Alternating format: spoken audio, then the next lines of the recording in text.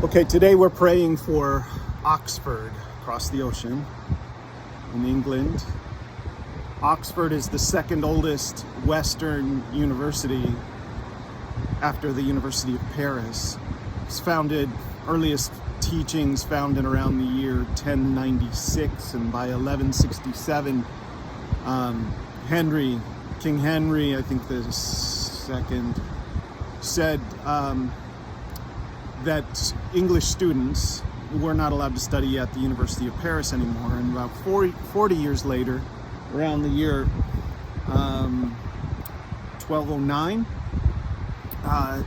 they broke off because of some disputes in the local community in Oxford. A group of faculty moved to Cambridge, and that's how Cambridge got started, and that's the second oldest English university. So the two institutions are often called Oxbridge. This is about 39 different colleges. They're all semi-autonomous, and there's, I think, 4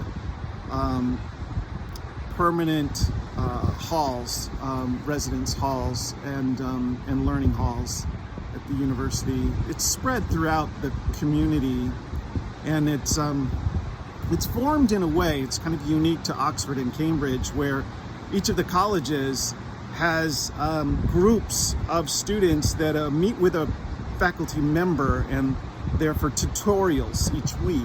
And so this formal, non-formal, it's not really lecture, it's more of a group meeting, questions and answers, almost seminar style. And this form of learning is something I want to highlight in my prayer time for Oxbridge, Oxford and Cambridge today, the oldest English-speaking universities in the world. Why is it that other universities haven't adopted this style of learning? Now, there are some that have to some extent, but they're not foundational. They are an exception. Like my son studied at St. Olaf, and he was a part of a group that met for 2 years, a cohort with various professors that would come in, and it was the same group of students in seminar style, a lot of questions and answers they would read, and then they would have discussion around the content. And this form, this style of learning is what I want to highlight today. I think that it is Jesus' style. He did a walking in the way, a questions and answers, who do you think that I am kind of learning. And it's, I think, the most effective for discipleship. Many churches have small groups, and those small groups are formed almost as an appendage to the church rather than as foundational to the church. They should be foundational for discipleship, I believe. And in doing so, then communities of learning and discipleship and relationship are formed. And then when they come together for a larger meeting, it's a celebration. You cannot say that you have significant learning by looking at the back of someone's head for an hour and watching one person speak the entire time.